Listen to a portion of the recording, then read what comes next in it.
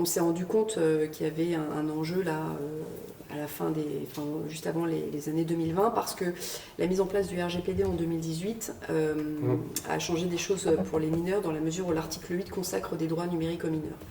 Et donc on a mené des travaux à la CNIL pour comprendre, pour voir un petit peu comment les enfants pourraient être informés de leurs droits et comment ils pourraient les exercer. Comment les entreprises qui proposent des services numériques pourront se mettre en conformité par rapport aux mineurs.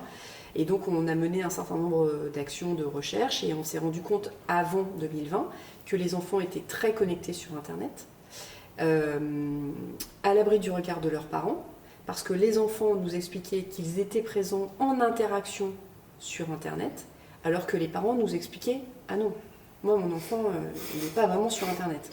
Donc on a vu qu'il y avait un fossé entre les perceptions et les actions.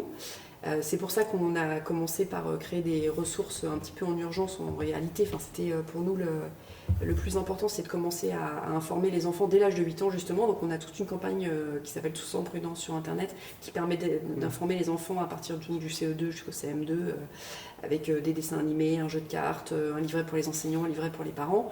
Dans le livret pour les parents, on a mis des amorces de sujets de discussion, parce qu'effectivement c'est plutôt un sujet de discorde que de concorde. Et on